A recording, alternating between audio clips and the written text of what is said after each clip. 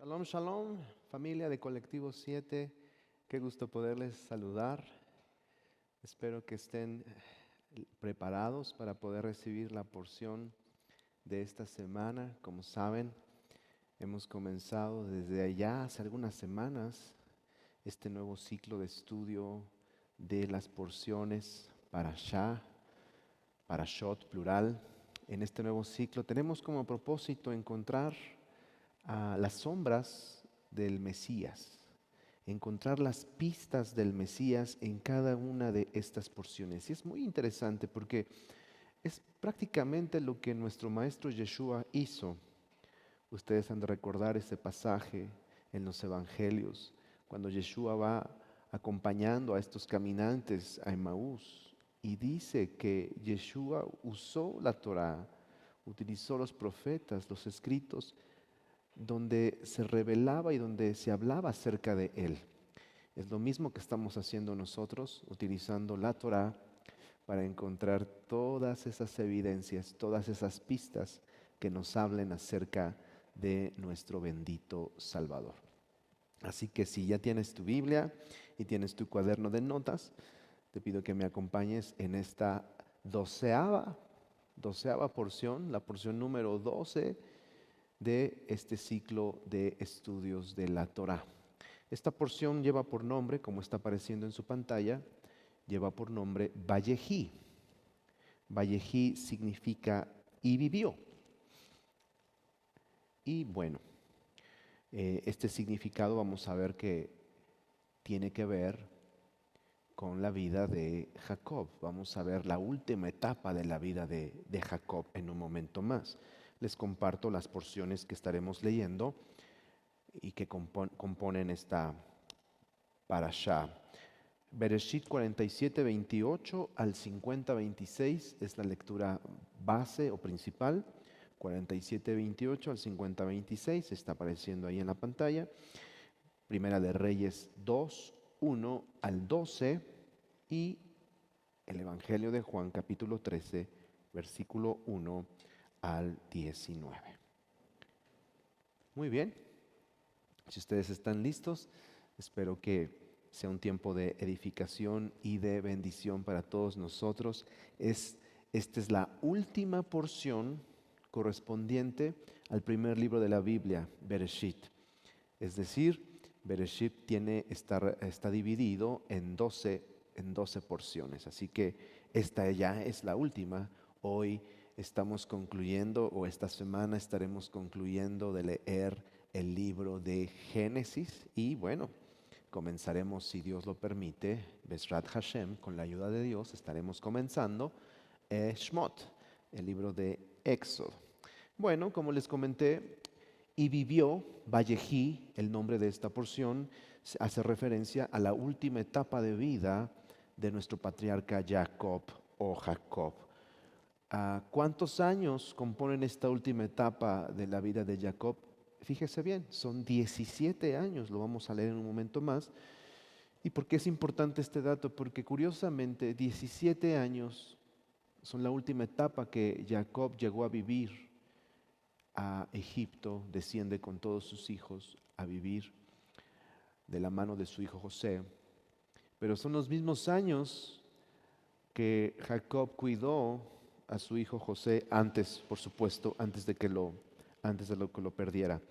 Acompáñenme por favor a Génesis 47, versículo 28. Vamos a leer el primer verso de esta porción, de esta parashá llamada Vallejí. Escuche cómo comienza. Y vivió. Ahí aparece el nombre de esta porción, Vallejí. Y vivió Jacob en la tierra de Egipto 17, dice aquí, 17 años. Y fueron los días de Jacob, dice aquí, los años de su vida, 147 años. Es curioso porque esta porción se llama Vallejí y vivió, y tal parece que nos va a hablar de la vida de Jacob o el resumen de la vida de Jacob, pero en realidad nos va a hablar del punto final, de la etapa final, de la muerte de la vida de este patriarca llamado Jacob. Entonces, se va a centrar específicamente, siendo más más prácticos, en esta porción vamos a ver cómo el patriarca Jacob va a declarar una bendición sobre cada uno de sus hijos. Cómo va a extender esa bendición sobre cada uno de ellos, sobre los hijos de Israel. Y como hemos visto en otros momentos, en los siglos pasados, hemos aprendido la importancia de antes de partir hay que impartir. Escuche cómo lo digo. Antes de partir, es decir, antes de morir, hay que impartir.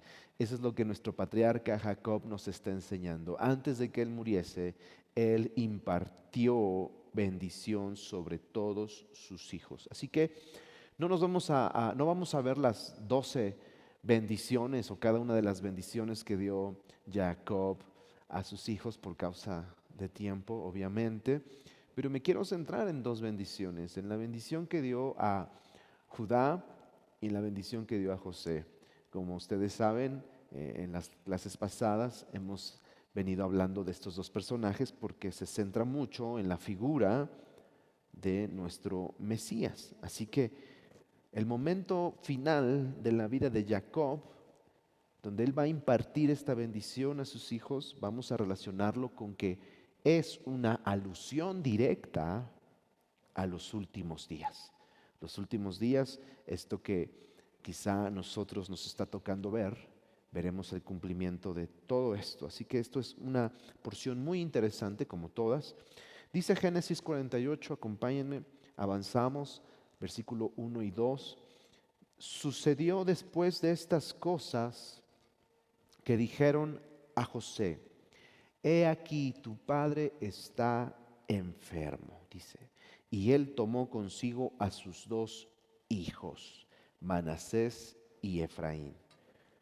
Y se le hizo saber a Jacob diciendo: he aquí tu hijo José viene a ti. Entonces se esforzó Israel y se sentó sobre la cama. Muy bien, entonces llega el momento donde Jacob, nuestro patriarca, está a punto de morir y se le da aviso a José.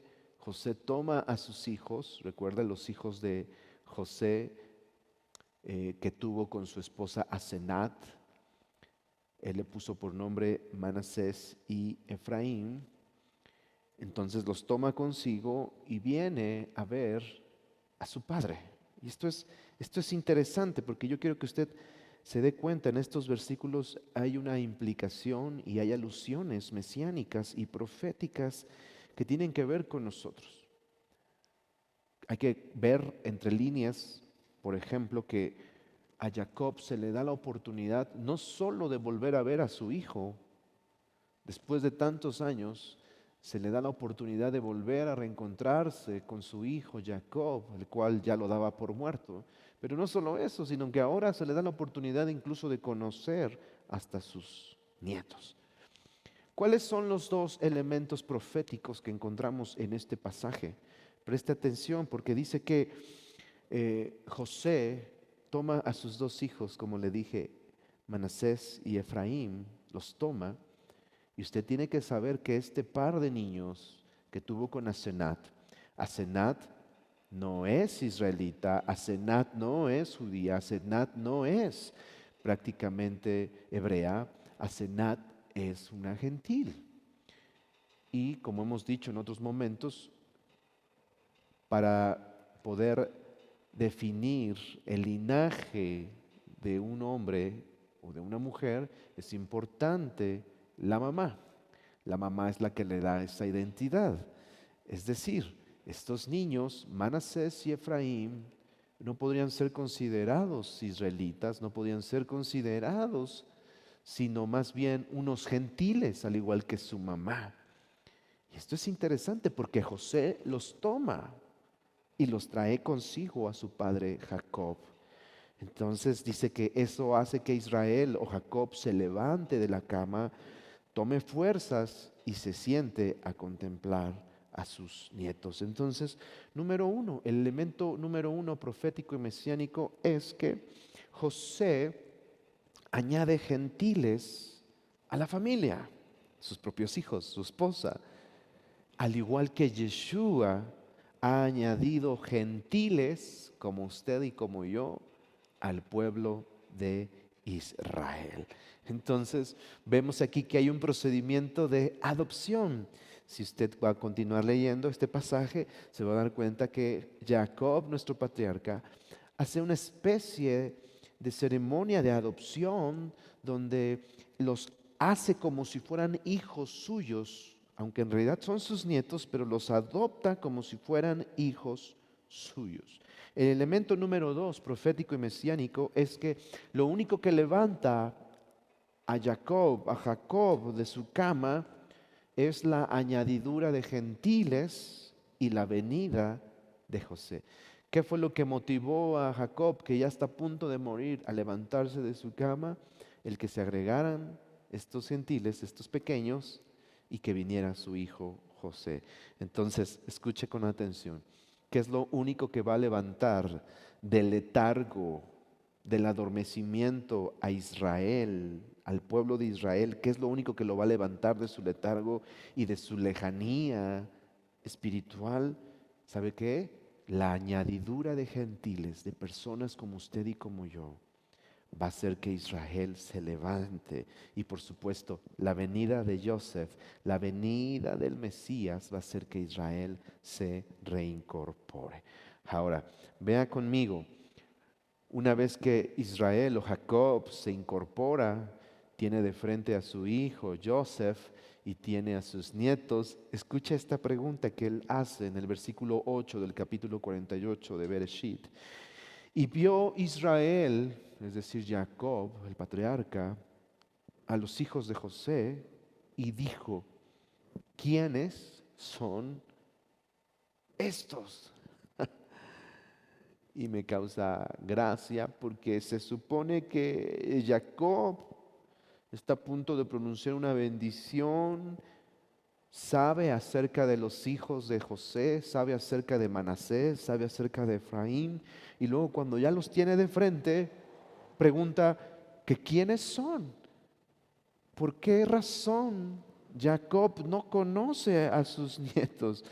Seguramente no se los habían presentado, solamente sabía acerca de ellos, pero no los había visto físicamente. Entonces, aquí la implicación profética y mesiánica tiene que ver con que en aquel día final, escuche, en aquel día final es la misma pregunta que el pueblo de Israel se va a hacer cuando vea que hay muchas personas de muchos países, de muchas naciones. Imagínense ver ahí a mexicanos, poblanos, y el pueblo de Israel se va a preguntar, ¿y estos quiénes son?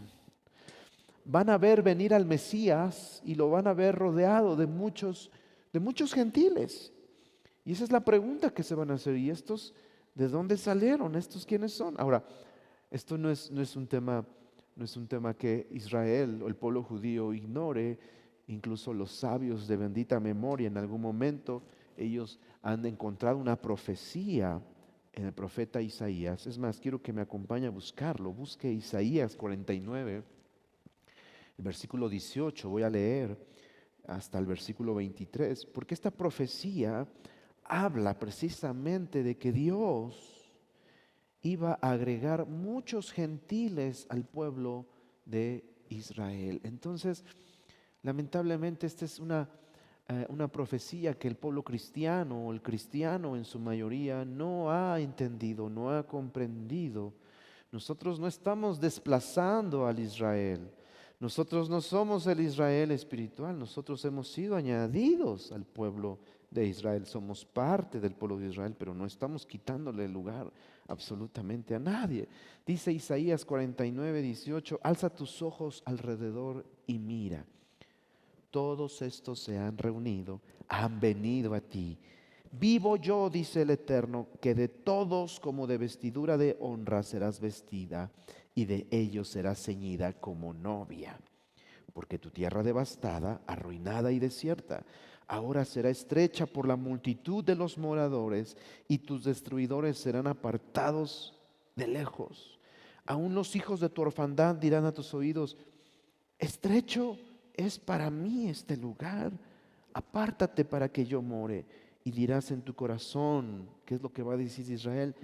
¿Quién me engendró estos? Porque yo había sido privada de hijos y estaba sola, peregrina, desterrada. ¿Quién pues me crió estos? He aquí, yo había sido dejada sola. ¿Dónde estaban estos? La pregunta es persistente. Así dijo el Eterno, he aquí yo tenderé mi mano a las naciones y a los pueblos levantaré mi bandera y traerán en los brazos a tus hijos y tus hijas serán traídas en hombros. Reyes, escuchen, reyes serán tus ayos y sus reinas tus nodrizas.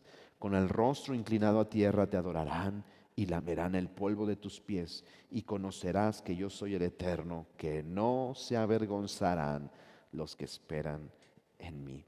Qué hermosa profecía, familia de Colectivo 7, porque esta profecía nos está hablando del impacto tan grande en el pueblo de Israel, el hecho de que muchos gentiles sean añadidos y que ahora estos gentiles que han sido añadidos no son cualquier persona, ahora son temerosos del Eterno, son guardadores de la Torá. Y van a ser tantos que en ese día Israel dice, no, vamos a caber de dónde salieron tantos. Entonces, incluso dice que reyes van a ser ayos, reinas van a ser tus nodrizas, incluso personas en eminencia, personas en autoridad van a servir al pueblo de Israel, van a apoyar al pueblo de Israel. Ahora, también tengo que decir esto, hay que tener cuidado con todo esto porque mencioné hace un momentito, lamentablemente en el pueblo cristiano, el cristianismo actual, visto desde los lentes del pueblo de Israel, cuando voltean a ver al cristianismo, dicen, ellos no pueden ser el cumplimiento de esta profecía. Definitivamente ellos no pueden ser parte de todo esto porque no nos ayudan, al contrario, nos atacan, no nos bendicen, al contrario, ellos dicen que son mejores que nosotros. Entonces, por supuesto que eso hace más difícil la restauración de todas las cosas. Todo se simplificará y todo empezará a tomar su lugar cuando más personas como usted y como yo sepamos cuál es nuestra posición y nuestra identidad dentro de Dios, en Dios. Somos parte del pueblo de Israel, somos hijos de Dios y somos coherederos. Así que esto de alguna manera va a empezar a notarse dentro del pueblo de Israel, personas que los van a bendecir, personas que los van a ayudar, personas que son temerosos del Eterno y que son guardadores de Torah. Entonces eso va a empezar a suceder cada vez más y es motivo de alegría. Ahora, acompáñame por favor en Génesis 48, versículo 9. Y respondió José a su padre. ¿Qué es lo que le respondió José cuando su padre le pregunta, ¿y estos quiénes son? José le dice, papá, son mis hijos que Dios me ha dado aquí, es decir, en Egipto, son gentiles. Y él dijo, acércalos ahora a mí y los bendeciré. Estamos en un momento, como les digo, momento final, antes de la muerte del patriarca Jacob. Él ya está muy anciano, 147 años de edad, está casi sin vista, casi ciego, no los reconoce, sin embargo pide que se los acerquen para que Él los pueda bendecir. Vea usted esto, esta implicación profética. Jacob no podía ver a los hijos de Yosef, es decir, Israel no podía reconocer a estos gentiles hasta que Yosef se los acercó. Asimismo, los judíos no podrán aceptar a los creyentes, es decir, a nosotros de entre los gentiles, hasta que Yeshua, nuestro Yosef, nos acerque al pueblo de Israel. Así que esto es un trabajo, escuche, esto es importante. Esto es un trabajo que el Mesías está haciendo. El Mesías está haciendo este trabajo respecto al pueblo gentil o cristiano, lo está acercando a Israel. Esto es hermoso porque nos está acercando para que próximamente dentro de este acercamiento a Israel pueda haber una reconciliación entre ambos pueblos como está marcado en las Escrituras. Ahora, vayamos adelante. Profecía de Jacob sobre sus hijos. Como les dije, no vamos a ver cada una de ellas, solamente me voy a centrar en dos de ellas, en Judá y en Joseph. Y solamente voy a mencionar algunos aspectos, lo que pasa es que esto es muy profundo. Y si me detengo a ver cada uno de ellos y todo el significado, tratar de agotar esto es algo prácticamente imposible porque esto tiene mucha, mucha enseñanza para nosotros. Así que abra bien sus ojos porque comenzamos con la bendición y dice aquí Génesis 49, versículo 1, y llamó Jacob a sus hijos, es decir, a los 12 hijos, los mandó a traer y les dijo, júntense, les declararé lo que va a acontecer. Escuche esta frase, lo que va a acontecer en los días venideros. Momento, ¿qué está sucediendo aquí?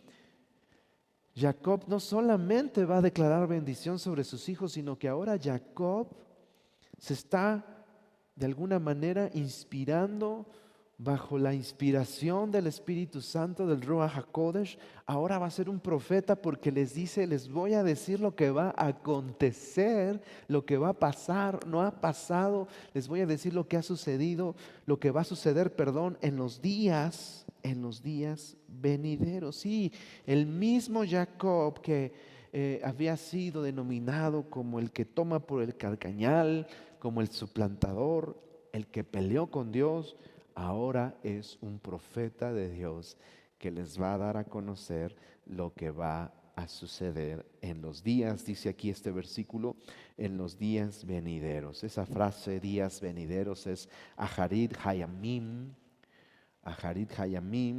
porque tiene que ver con días finales, con días que incluso nosotros estamos por ver, quizá nosotros o quizá la siguiente generación estará por ver esos días finales, los últimos días. Y es interesante porque lo que vamos a encontrar aquí, dadas las palabras que está utilizando el mismo Jacob, Jacob utiliza incluso uno de los títulos mesiánicos más difíciles de traducir.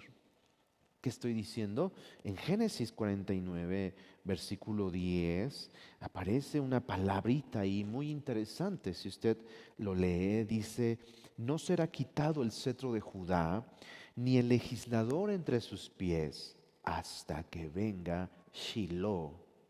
Lo pusieron aquí como Silo o Shiloh en hebreo, y a él se congregarán los pueblos. Y esto es hermoso porque lo que estamos viendo aquí es un título, como mencioné hace un momentito, que se ha discutido por siglos. Sí, este título que Jacob utiliza para hablar de los tiempos finales es un título mesiánico, es decir, un título correspondiente a nuestro Mesías Yeshua, y lo llama Shiloh. Y se ha discutido tanto porque el significado es complejo, es complejo. No hay un significado concreto en sí que pudiera definir cuál es. Lo que sí podemos decir es que es un título correspondiente al Mesías. Y entonces comienza estas bendiciones y como dije me voy a centrar en Judá y en Joseph. Entonces, ¿qué es lo que le dice a Judá? Comienza con esto diciendo el versículo 18, si ustedes me acompañan, dice aquí, tu salvación esperé, oh Señor, dice Jacob. Está dando las bendiciones a sus hijos y dentro de estas bendiciones él menciona esto, tu salvación esperé, oh Señor. Y saben que esta palabra salvación, por supuesto, es la palabra Yeshua, es decir, tu Yeshua esperé, oh Señor. Es lo que está diciendo el patriarca, dice, yo esperé tu Yeshua, yo esperé tu salvación. Y por supuesto, en todas las bendiciones que Jacob va a dar a cada uno de sus hijos hay alusiones mesiánicas, es decir, están relacionadas de alguna manera con el Mesías. Por ejemplo, como les dije, veamos a Judá o Yehudá en hebreo. Y vamos a tomar algunas porciones de esta bendición. Voy a tratar de dividirla en algunas partes para poder ir interpretando poco a poco lo que Jacob le dijo a su hijo Yehudá, el cual es uno de los protagonistas de las 12 tribus de Israel. Escucha las palabras. La primera parte comienza diciendo: Yehudá, te alabarán tus hermanos. Eso es lo que está diciendo aquí Génesis 49, versículo 8. Yehudá, te alabarán tus hermanos. ¿Qué significa esta frase que todos sus hermanos lo iban a alabar? Bueno, lo que está diciendo es que Judá o Yehudá iba a tener un nombre entre las 12 tribus, entre el pueblo de Israel. Yehudá iba a tener un nombre prominente, y esta declaración significa: te van a alabar, porque todo Israel va a ser llamado por tu nombre. ¿Se da cuenta? Por causa de Yehudá, por causa de Judá, por causa tuya, se van a dar a conocer en las naciones, te van a llamar así, se van a referir así al pueblo de Israel como los judíos. ¿Me estoy explicando, familia? Entonces, por causa de Judá, de ahí vienen los judíos. De Judá, dice, por causa tuya. Por eso te van a alabar, te van a reconocer, porque es una forma en la que hoy entre las personas, para referirse a alguien, casi no utilizan el término israelita o el término hebreo. Es más concreto decir, es un judío, aunque no sea, escuche, aunque muchas veces no sea de la tribu de Judá, se refieren a ellos como los judíos. Esto es interesante porque no es algo que sucede apenas, esto ha sucedido desde siempre. Incluso encuentro un ejemplo y viene a mi mente un ejemplo muy claro. El apóstol Pablo, nuestro apóstol, el apóstol Pablo, el apóstol hacia los gentiles, él mismo se llama un judío. Él se identifica como un judío y tú dices, pero Pablo no es judío, Pablo es de la tribu de Benjamín. Pablo es un benjamita, sin embargo, delante de todos los demás, él podría ser identificado como un judío. Es como una forma general de llamar al pueblo de Israel. Y es por eso que dice aquí: Judá, te alabarán tus hermanos. Después dice: de ti saldrá el Mesías, dice el versículo 10. Entonces, ¿a qué se refiere con que de Judá iba a salir el versículo 10? Shiloh, el que va a venir de la tribu de Judá. Y esto es interesante porque, por supuesto, hoy sabemos, porque tenemos la escritura, hoy podemos decir que el Mesías es de la tribu de Judá. Él es el león de la tribu de Judá. Hoy sabemos esta importancia de esto que en algún momento Jacob profetizó sobre su hijo Judá, y menciona que todos los reyes se van a congregar y que van a salir de Judá. Todo el linaje real viene de Judá. Es decir, todos los reyes que Israel tuvo vinieron de Judá. Número 3. La palabra que se tradujo para alabar es Yadá.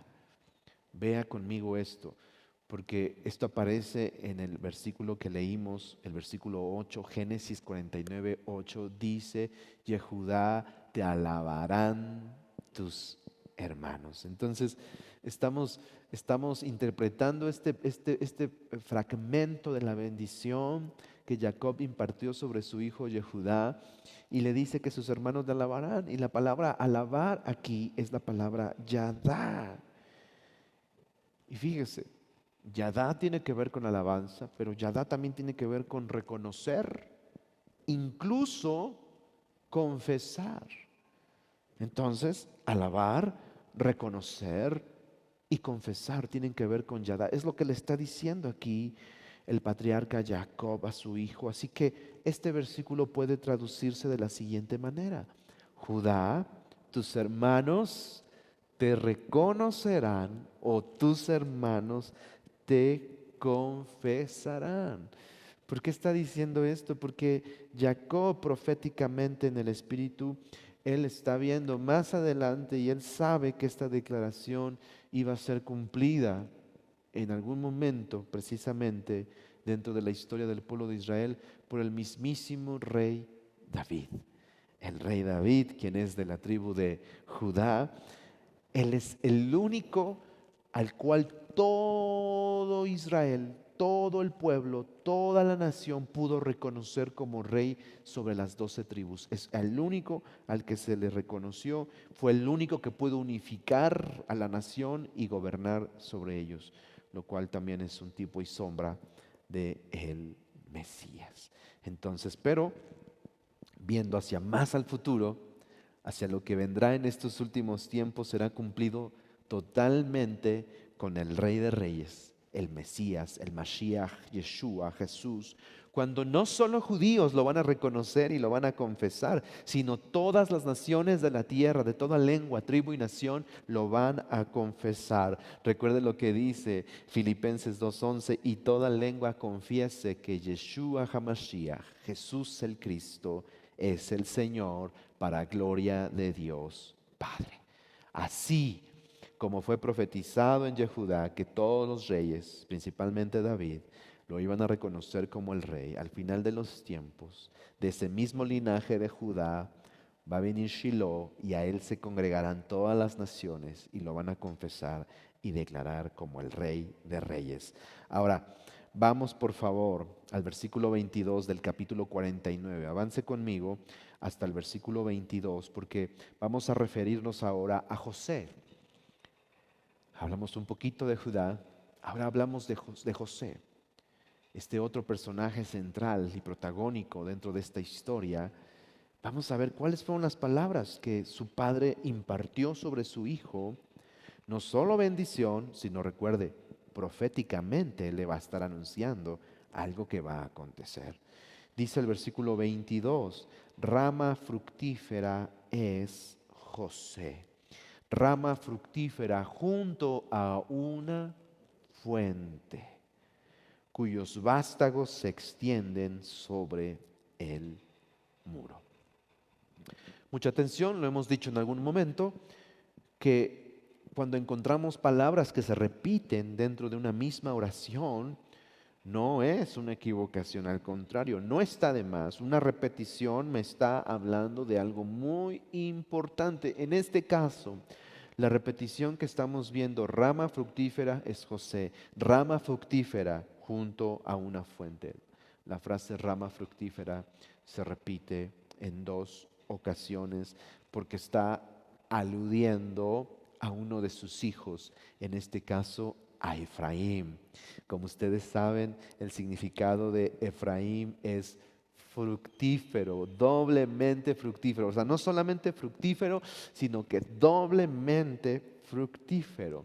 Por eso aquí es muy importante que podamos leer entre líneas que comienza diciendo el versículo 22, rama fructífera es José, rama fructífera junto a una fuente. Y la palabra rama en hebreo, usted lo está viendo en la pantalla, la palabra rama en hebreo, curiosamente, es la palabra ben también. Ben, como ustedes saben, también la palabra ben significa hijo. Entonces, ben puede significar hijo, ben puede significar rama. Entonces, la frase que tenemos ahí, rama fructífera, puede ser también traducido como hijo fructífero es José. Hijo fructífero es Efraín, doblemente fructífero. Esto es importante porque la intención de Jacob es impartir bendición sobre sus hijos, que fueran fructíferos. Ahora, también esta repetición de esta frase, rama fructífera, por supuesto está relacionada y está aludiendo a los dos hijos de José.